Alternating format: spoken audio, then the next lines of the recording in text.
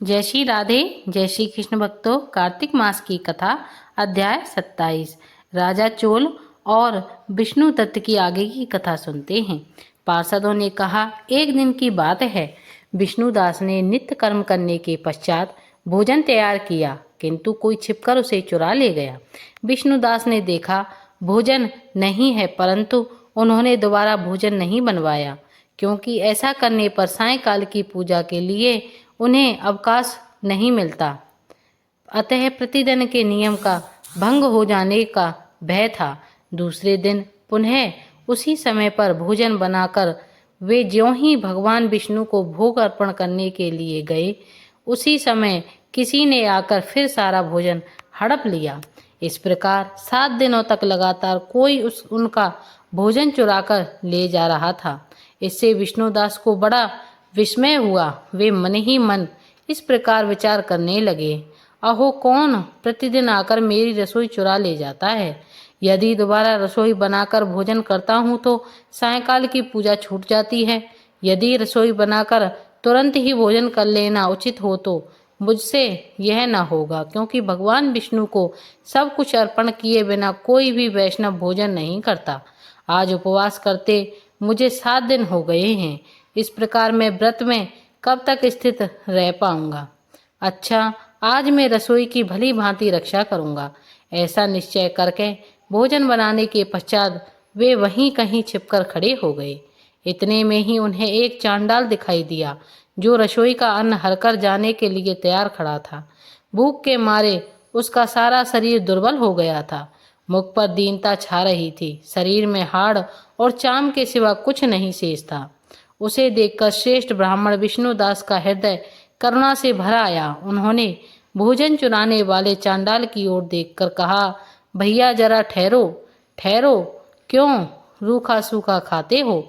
यह घी तो लेते जाओ। इस प्रकार कहते हुए विप्रवर विष्णुदास को आते देख बज चांडाल भय के मारे बड़े वेग से भागा और कुछ ही दूरी पर मूर्छित होकर गिर पड़ा। चांडाल को भयभीत और मूर्छित देखकर द्विश्रेष्ठ विष्णुदास बड़े वेग से उसके समीप आए और दयावश अपनी वस्त्र के छोर से उसको हवा करने लगे। तदंतर जब वह उठकर खड़ा हुआ तब विष्णुदास ने देखा वहां चांडाल नहीं है, बल्कि साक्षात नारायण ही शंख चक्र और गदा धारण किए सामने उपस्थित हैं। अपने प्रभु का प्रत्यक्ष देखकर विष्णुदास सात्विक भावों के वशीभूत हो गए। वे स्तुति और नमस्कार करने में ही समर्थ न हो सके। तब भगवान ने सात्विक व्रत का पालन करने वाले अपने भक्त विष्णुदास को छाती से लगा लिया और उन्हें अपने जैसा रूप देकर बैकुंठ धाम ले गए। उस समय यज्ञ में दीक्षित हुए राजा चोल ने देखा विष्णुदास एक श्रेष्ठ विमान पर बैठकर भगवान विष्णु के समीप जा रहे हैं। विष्णुदास को बैकुंठ धाम में जाते देखा राजा ने शीघ्र ही अपने गुरु महर्षि मृदुल को बुलाकर कहा और इस प्रकार कहना आरंभ किया, जिसके साथ मैं स्पर्धा करने में इस यज्ञ और दान आदि कर्म का अनुष्ठान किया है, वह ब्राह्मण आज भगवान विष्णु का रूप धारण करके मुझसे पहले ही वैकुंठ जा रहा है।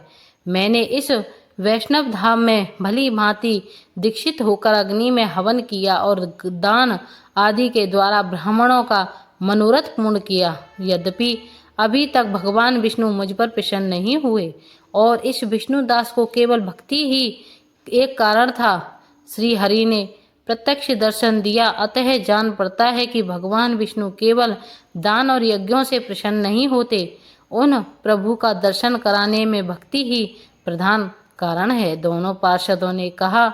इस प्रकार कहकर राजा ने अपने भांजे को राज सिंहासन पर अभिषेक कर दिया और वे बचपन से ही यज्ञ की दीक्षा लेकर उसी में संलग्न रहते थे, इसलिए उन्हें कोई पुत्र नहीं हुआ था। यही कारण है कि उस देश में अब तक भांजे ही राज्य के उत्तराधिकारी होते हैं। भांजे को राज्य देकर राजा यज्ञशाला में गए और यज्ञ कुंड के सामने खड़े होकर बार उच्च स्वर से निम्नांकित वचन बोले, भगवान विष्णु, आप मुझे मन, वाणी, शरीर और क्रिया द्वारा होने वाली अविचल भक्ति प्रदान कीजिए। इस प्रकार कहकर वे सब के देखते देखते अग्निकुंड में कूद पड़े। बस उसी क्षण भक्त वत्सल भगवान विष्णु अग्निकुंड में प्रकट हो गए। उन्होंने राजा को छाती से लगाकर एक श्रेष्ठ विमान में बिठाया और उन्हें अपने साथ लेकर बैकुंठ धाम प्रस्थान कर गया। नारद जी बोले, हे राजन, जो विष्णुदास थे वे तो पुण्यशील नाम से प्रसिद्ध भगवान के पार्षद हुए, और जो यज्ञ में गिरकर उन्होंने प्राण दिए राजा चोल थे उनका नाम सुशील हुआ। इन दोनों को अपने ही समान रूप देकर भगवान लक्ष्मीपति ने अपना द्वारपाल बना लिया। जय श्री राधे, जय श्री कृष्ण।